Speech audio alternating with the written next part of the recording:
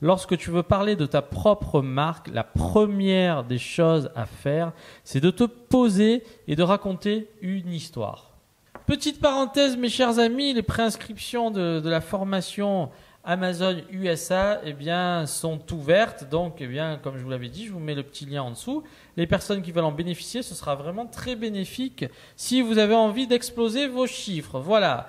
Alors, salut à toi, mon cher ami. Sois le bienvenu dans cette nouvelle vidéo. Tu vois, j'ai trouvé un hack là. J'ai cherché longtemps une solution pour pouvoir te tourner des vidéos dans un environnement propice et lumineux, un environnement qui peut me plaire pour te faire cette petite présentation. Pourquoi? Parce que quand tu as du bruit extérieur, le micro il capte tout et n'importe quoi. Et pour le coup, c'est pas simple de te faire des vidéos, donc je vais le faire comme un maître de conférence. Hein, si tu vas à la faculté ou si parfois tu es face à une foule, tu sais qu'il te faut soit ton petit micro comme ça, soit là si tu veux le Shure SM58 qui est le micro des chanteurs. Tu sais, parce que j'aime bien chanter, parfois je m'entraîne. Je suis le poinçonneur des villages, le gars qu'on croise mais qu'on ne regarde pas. Parfois je rêve, je divague, et sous mon ciel de faïence. Et donc pour le coup, voilà, tiens, je vais faire un test. Normalement, aucun bruit environnement devrait perturber mon discours, et ça serait vraiment une très bonne chose. Alors aujourd'hui, pourquoi je te parle d'histoire? Tout simplement pour te faire comprendre et t'expliquer une chose qui est fondamentale dans la création de ta marque. Je t'avais dit dans la vidéo précédente, adieu le private label. Donc il y en a qui disent que c'est putaclic. Si vous voulez, ça me dérange pas, mais adieu vraiment le private label. Donc vraiment, je tiens à mettre un point d'honneur là-dessus, parce que lorsque tu as suffisamment d'imagination pour pouvoir expliquer aux gens le pourquoi, et je t'ai toujours dit que, d'ailleurs il y a un livre là-dessus, il faudrait que je te le retrouve et que je te le mette dans la description, tout projet d'entreprise doit commencer par un why, un pourquoi. Et pourquoi c'est très important, mon cher ami? Parce que tu dois vraiment comprendre qu'aujourd'hui, avec tout ce qu'il existe, si à un moment donné tu n'as pas quelque chose en plus, si déjà ton produit est le même que tout le monde, c'est-à-dire que la plupart des gens, qu'est-ce qu'ils font? En général, ils vont à la facilité, c'est-à-dire que on trouve le produit chez le concurrent, on prend le même, on change l'étiquette et ça y est. Sauf que c'est loin d'être suffisant, mon cher ami. Donc très souvent, comme forcément tu n'as pas des moyens gigantesques, pose-toi la question, pourquoi je crée ce produit? Et en fait, si tu veux, quand tu te poses cette question, il y a beaucoup, d'une part, ça va être vraiment très bénéfique parce que ça va t'apporter énormément d'arguments auquel tu n'avais pas pensé, et ça va être vraiment bénéfique pour pouvoir construire ton histoire, pour pouvoir véhiculer une image, l'image de ta marque, l'image de ta ligne de produit. Et ça, si tu veux créer quelque chose de pérenne dans le temps, il va falloir vraiment que tu insistes là-dessus. Donc si tu veux, tu vas me faire plaisir, tu vas prendre un papier, un stylo, et tu vas expliquer pourquoi, et en fait même quand tu réfléchis, même tu n'as pas encore commercialisé ton produit, pose-toi, prends un produit existant et explique pourquoi tu as créé ce produit. Pour gagner de l'argent? C'est pas suffisant, mon cher ami. Pour faire comme tous les autres? C'est pas suffisant, mon cher ami. Eh oui, je suis navré de te le dire, mais aujourd'hui, il faut vraiment que tu comprennes une bonne chose, c'est que tu dois être meilleur que les autres, mais les autres sont déjà présents. Alors qu'est-ce que tu vas faire? Donc d'une part, tu vas ajouter une nouvelle fonctionnalité. Donc si tu veux, aujourd'hui, tu as vu un petit peu dans tout ce qui est notamment cosmétique, alimentaire. On surfe maintenant, alors là le petit clin d'œil, mais je pense que tu connais cette application, à Yuka. En fait, c'est une application où aujourd'hui, en fait, tu scannes les produits que tu achètes et que tu vas ingérer, et si tu veux, tu as un score de qualité. Qu'est-ce que ça veut dire par là? Ça veut dire qu'aujourd'hui, le consommateur a pris le pouvoir. Tu le vois notamment sur Amazon et ailleurs. Tout est soumis à notation, à analyse. Et donc, qu'est-ce que ça veut dire par là? Ça veut dire que d'une part, si tu fais un produit qui n'est pas qualitatif, tu vas te faire lyncher, mon cher ami, il faut que tu le saches. Deuxièmement, si tu prends les gens pour des imbéciles, c'est-à-dire que tu leur fais croire des choses qui sont fausses, tu vas te faire lyncher. Troisièmement, si tu crées des produits de piètre qualité, excuse-moi, j'avais mis le compteur là, parce qu'en même temps, comme ça, je vois combien de temps ça fait que je te parle là, pour pas trop te saouler avec tout ce que j'ai à te dire. Et donc, si tu veux, tu vas devoir vraiment penser, et ça, c'est vraiment quelque chose de très important.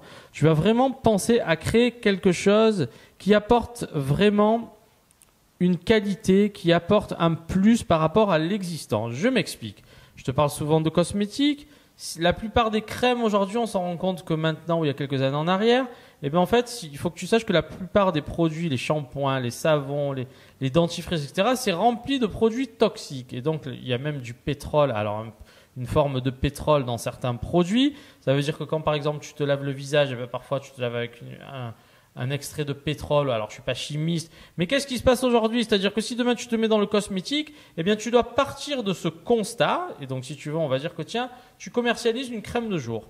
Eh bien, quelle va être ton histoire? Tout simplement, toujours, et ça fonctionne tout le temps. Tu pars d'un constat. C'est-à-dire que par exemple, alors je sais que citer les marques, etc., selon ce que tu fais, ça peut être assimilé à de la diffamation. Donc, je t'ai pas dit, mon cher ami, de diffamer tes marques, mais en revanche, tu peux expliquer qu'après avoir analysé la plupart de la composition des produits cosmétiques, des crèmes que tu mettais sur le visage, tu es arrivé à la conclusion suivante, et donc là tu expliques, ça c'est le point de départ. Ensuite, mon cher ami, ce qu'il faut que tu dises, c'est que tu expliques, toi, pourquoi, tu as eu la volonté de créer ton produit. Alors là, le téléphone ne me reconnaît pas quand je suis en mode professeur, donc excuse-moi, mais j'ai perdu un petit peu mon micro. Tu vas expliquer pourquoi tu as décidé de créer tes produits, tout simplement parce que tu te rends compte que lorsque tu veux prendre soin de ton visage, tu te balances des produits chimiques et toxiques. Et donc, si tu veux, toi, ta volonté, c'est vraiment de fournir un produit totalement naturel et exempt de toute matière nocive. C'est un angle d'approche. Et donc, si tu veux, tu as cherché, et là, tu pourras commencer à raconter une histoire. Tu t'es mis à la recherche de fournisseurs qui respectent l'environnement et qui fournissent des produits de qualité non nocifs pour la peau, le visage, afin de ne pas ingérer des cochonneries.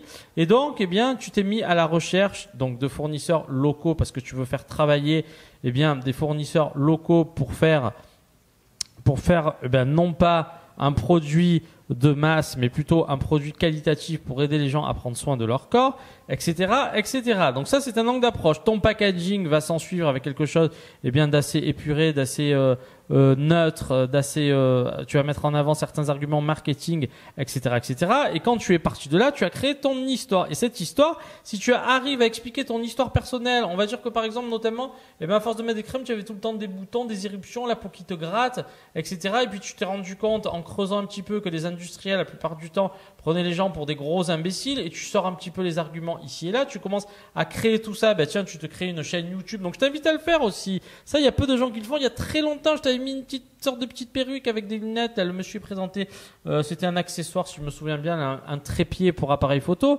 Bon, là, qu'est-ce que tu fais? Pareil, tu te crées une chaîne YouTube. Si tu as peur de le faire, tes premières vidéos, elles vont être pourries, mais tu continues quand même. Et au fur et à mesure, tu vas t'améliorer, tu vas corriger le tir. Et donc, qu'est-ce qui va se passer pour toi? Tu vas devenir l'ambassadeur de ta marque. Et ça, vraiment, il faut le faire en amont, même si tu n'as pas encore créé ton produit, parce que tu vas arriver à capter des gens qui partagent les mêmes valeurs que toi. Et ça, c'est vraiment fondamental dans la création d'une histoire. Il faut trouver des gens qui ont les mêmes intérêts que toi et les mêmes idées que toi. Tu ne pourras pas plaire à tout le monde, sache-le. Donc, mon conseil, c'est déjà d'aller vers une niche, et tu ne fais que ça. C'est-à-dire qu'au début, même si tu te cherches, tu sais vraiment pas trop, ok, mais à un moment donné, c'est pour moi un point de départ. Mais si tu veux réellement durer, il va falloir qu'à un moment donné, tu te poses, tu te dis, tiens, je mets un filtre, je vais dans cette brèche et je donne le meilleur. Et donc ça, c'est valable à tous les niveaux. Demain, par exemple, tu fais des lunettes, une marque de lunettes. Bon, les lunettes, il faut savoir qu'il y a différents types de plastique, et notamment ce qui est intéressant, c'est l'acétate, parce que ça a pas mal de propriétés. Après, au niveau des verres polarisants, verres minéraux, etc. Alors là, je suis pas du tout un spécialiste, mais là aussi, pourquoi tu as créé une marque de lunettes? Parce que tu t'aperçois que globalement, notamment, ça peut être un axe aussi. La plupart des lunettes, le plastique au fur et à mesure se détériore, et donc tu t'es mis à la recherche d'un matériau. Donc oui, il y a de la recherche, il y a du développement, etc., etc. Donc, mais ce sont des idées. Tu peux faire des choses beaucoup plus simples. Par exemple, si demain, tu commercialises un ustensile de cuisine. Si par exemple, tu as envie de te lancer dans, par exemple, un fouet. Si tu as envie de créer quelque chose, rends-toi compte, utilise tes fouets, achète-en plusieurs, tu présentes les différents fouets sans citer les marques, et toi, en fait, tu vas essayer de créer quelque chose de nouveau, parce que tu t'aperçois notamment qu'avec ce système, il faut toujours expliquer quelque chose pour arriver à convaincre les gens. Et aujourd'hui, certaines marques l'ont compris, et pour elles, ça fonctionne très bien. C'est-à-dire qu'aujourd'hui, il faut que tu arrives à susciter une émotion chez ton futur client. que j'appelle le marketing émotionnel et c'est ce qui va fonctionner de plus en plus dans les années à venir.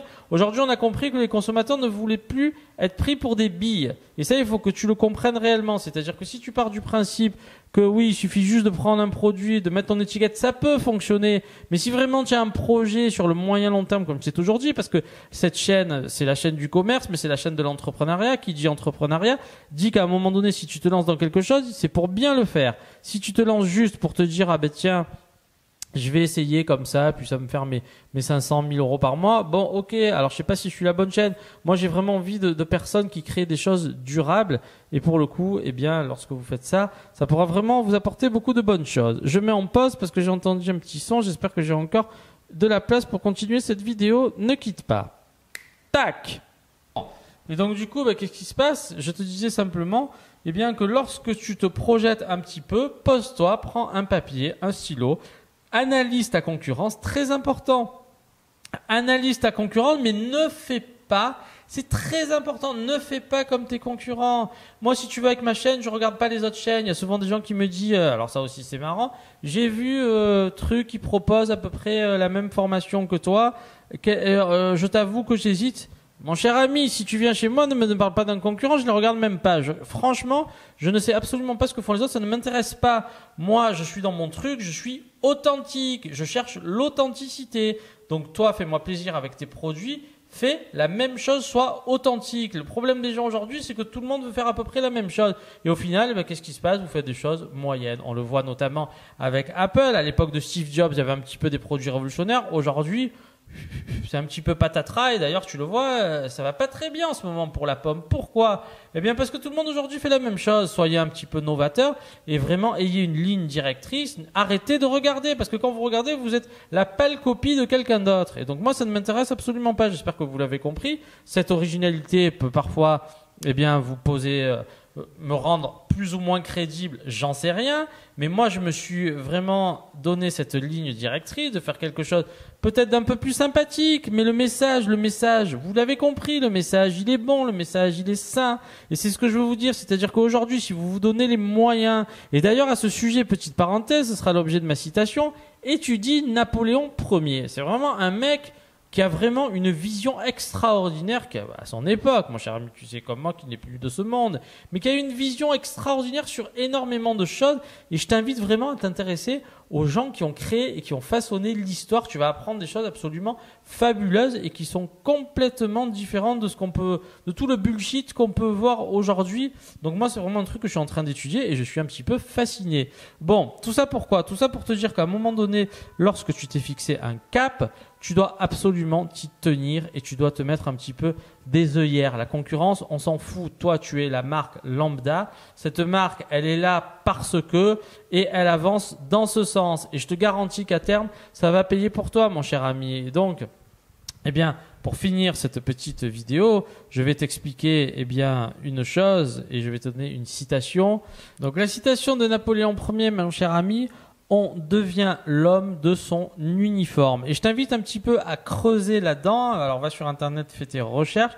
C'est bourré de sens. C'est-à-dire qu'à un moment donné, même dans la vie en général, si tu as envie d'être quelqu'un, et c'est assez subjectif, et pourtant, ça fonctionne. Si tu as vraiment envie de réussir dans la vie, essaye de te donner l'apparence de quelqu'un qui a déjà réussi. Et je te garantis que ça va vraiment t'aider. Donc, parfois, tu vois, alors moi c'est vrai que je suis pas trop comme ça, mais parfois tu vois, notamment les voitures de luxe ou les montres de luxe, on va te dire que c'est un symbole extérieur de richesse, je le comprends tout à fait, mais je peux comprendre aussi qu'il y a des gens parfois, mais alors encore une fois, encore faut-il que tu t'engages vers quelque chose pour le faire, mais je comprends qu'il y ait des personnes qui par exemple aiment les montres de luxe, parce que quand tu t'achètes une montre de luxe, qu'est-ce qui va se passer?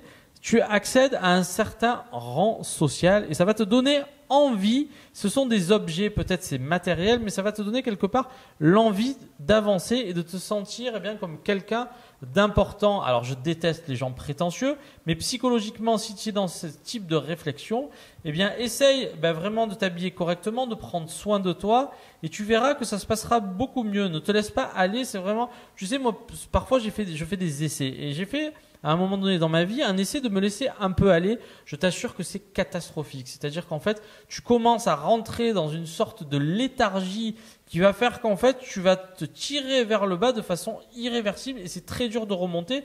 Heureusement que j'en ai pris conscience et je me suis dit, oh là là, là ça va pas du tout. Il faut tout remettre à plat parce que sinon, j'ai voulu tester. Tiens, si je vis un peu comme un bouseux, qu'est-ce qui peut se passer? Alors, attention, j'ai toujours été propre sur moi, mais ne pas trop faire attention à sa tenue vestimentaire, se lever alors qu'on veut, se coucher tard le soir, sortir, faire la fête tout le temps, etc., etc. Et au final, en fait, je ne fais rien de bien. Donc, essaie de t'imposer une certaine rigueur, certaines habitudes. Fixe-toi des habitudes. Alors, on te dit que les habitudes, parfois, ça peut être bon et parfois, ça peut être moins bon. Mais moi, j'ai remarqué que quand vraiment tu te fixais vraiment des routines, ça fonctionnera beaucoup mieux pour toi. Donc, essaye, s'il te plaît, vraiment, fais-moi plaisir. Essaye de prendre soin de toi. Ajuste ton uniforme pour devenir quelqu'un d'important. Non pas pour briller en société, on n'en a rien à cirer, mais pour toi-même. Pour te dire que voilà, tu es quelqu'un, tiens, tu es un entrepreneur. Mets-toi une petite chemise. Fais-toi propre, parfume-toi, achète-toi un bon parfum.